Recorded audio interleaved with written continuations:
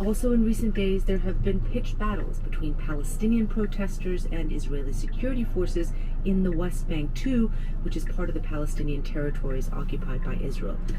The many fronts now in this conflict are raising fears of a new intifada, or uprising, similar to what was seen with devastating consequences only 2 times before.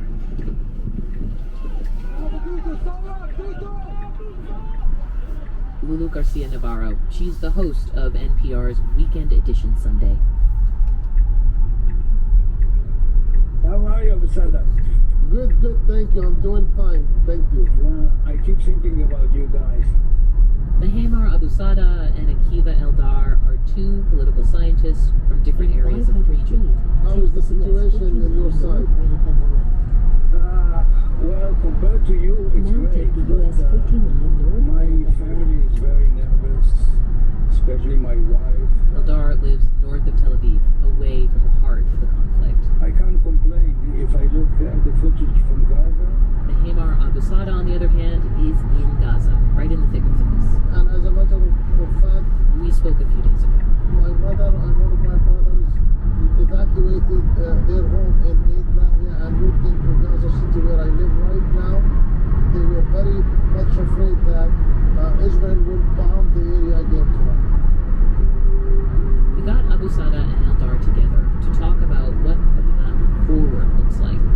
Over the weekend, the U.S. sent Hadi Amr, the Deputy Assistant Secretary of State for Israel and Palestinian Affairs, to meet with leaders from both sides. And as of when we're recording this, in the afternoon, there is no sign of any ceasefire agreement. Professor Abusada, I want to talk about the players involved who might be able to contribute to de-escalation. Is that wishful thinking? What is possible at this moment? Well, look, there is no one who's going to win out of this current escalation. Both Palestinians and Israelis are big losers out of the current escalations. We see dead people on both sides. We see carnage and destruction on both sides. Probably more in Gaza because of the intentions of the Israeli army. And we do hope that there is an immediate ceasefire that will be effect anytime soon. Even though that we know that the U.S. is very supportive of Israel and the U.S. is not an honest broker in this Palestinian-Israeli conflict, but we have to wait and see. Akiva, I want to come to you because obviously the last peace negotiations collapsed. I think this was back in April 2014. In fact, under then Secretary of State John Kerry. How different are things now, especially since Netanyahu, the Prime Minister, has really been struggling to maintain his power in recent months? You touched the bottom line of this event, and this is future of Prime Minister Netanyahu. I believe that we can reach now through ceasefire because Netanyahu got what he wanted, and what he wanted is to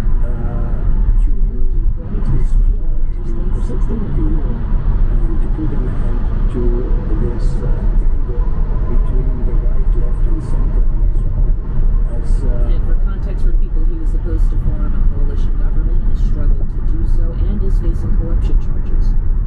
Right. And I don't see any way where the Israelis and the Hamas can reach an agreement as long as the Israeli government is held by the Israeli right-wing parties who don't believe in a two-state solution. And in Gaza, what Hamas managed to do is to unite the Palestinian communities in Gaza, West Bank, East Jerusalem, and Israel proper.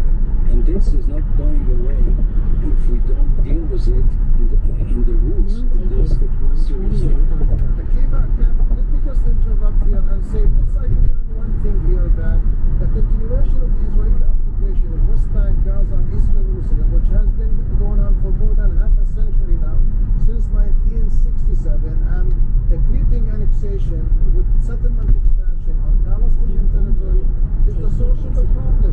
Let's agree that if Israel puts an end to its occupation of Palestinian land and accepts international law and UN Security Council resolutions 242 and 338, there is a good possibility for peace. There is a good possibility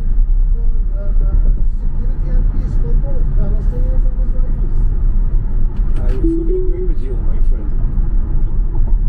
That's Israeli political analyst and journalist Akiva Eldar and Mehanar Abusada, professor of political science at Al-Azhar University in Gaza.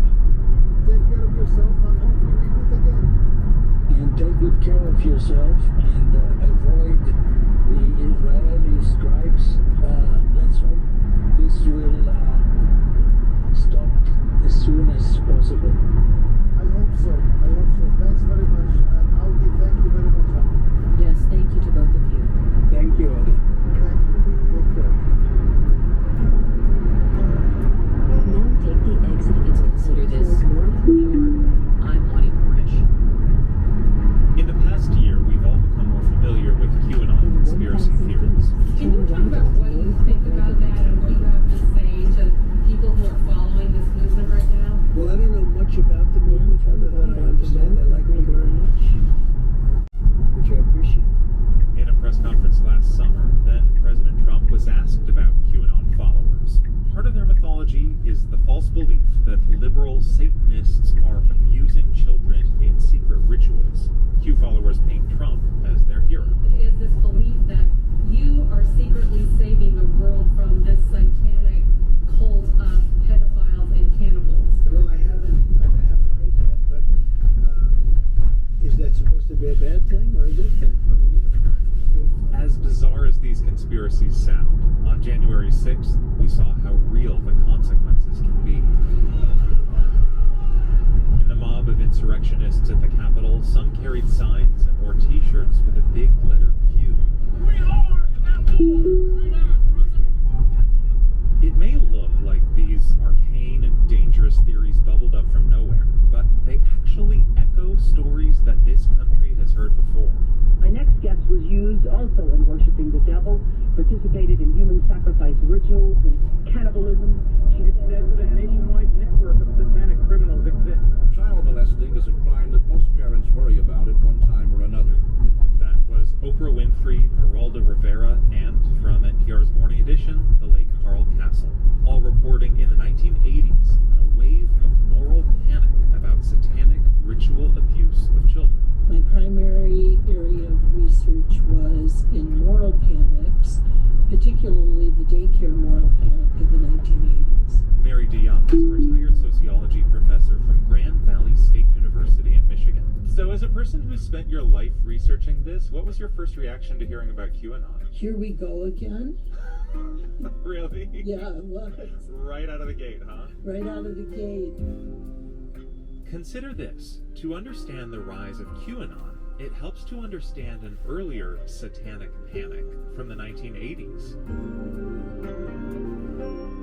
From NPR, I'm Ari Shapiro. It's Tuesday, May 18th.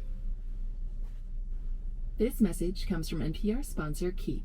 Grow your business with sales and marketing automation for serious entrepreneurs. Keep has everything you need to organize client info, follow up fast, and automate sales. Learn more at keap.com/NPR. I'm Yowei Shaw. I'm Kia Miakanatis. We're the hosts of the NPR podcast, Invisibilia. You can think of Invisibilia kind of like a sonic blacklight. When you switch us on, you will hear surprising and intimate stories. Stories that help you notice things in your world that maybe you didn't see before. Listen to the Invisibilia podcast from NPR. It's Consider This from NPR.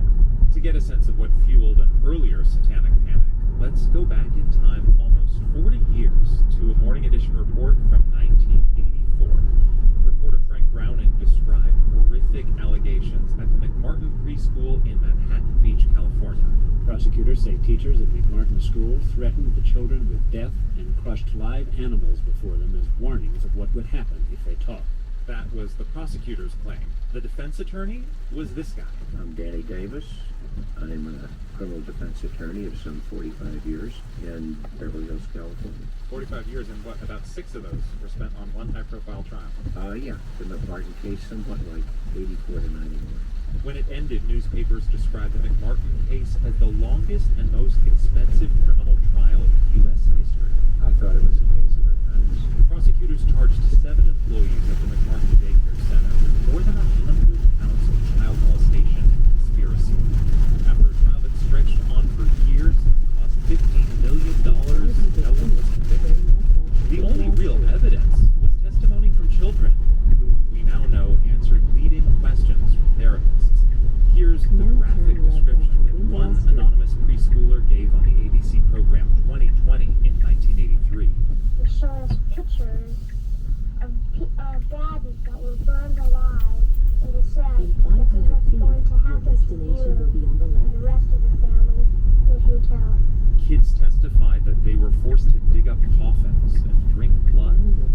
parents that rituals took place in tunnels under the McMartin preschool. And she said, this is where the tunnel was. There was no tunnel there. I didn't see any tunnel. I didn't see a break in the wall. I didn't see anything. But she said, this is where we went through the tunnel. The FBI went looking for those tunnels. There were none. There were no animal corpses, no visible injuries on the kids, nothing to indicate that any of the children's claims were true. The preschoolers said one employee named Ray Bucky could fly. Danny Davis represented Bucky. Early on, Davis identified this as a case of what's called social contagion. He started researching earlier moral panics like this one. And I saw clearly there's a process on a timeline that starts with some sort of scandal or change in a small society that developed a very forceful, agreed upon accusation against a target or scapegoat. The phrase social contagion implies that the idea catches on and grows, which is exactly what's happening with QAnon and what happened in the satanic panic of the 1980s. In 1988, Geraldo Rivera's program, Devil Worship, Exposing Satan's Underground, got the highest ratings ever to date for a TV documentary. The other face of adult Satanism is violent and fiendish, centered on sexual ritual and torture, frequently descending into the vilest crime of all, sexual abuse of children. Since these stories got strong TV ratings, reporters did more of them. News reports that put a local angle on the story aired all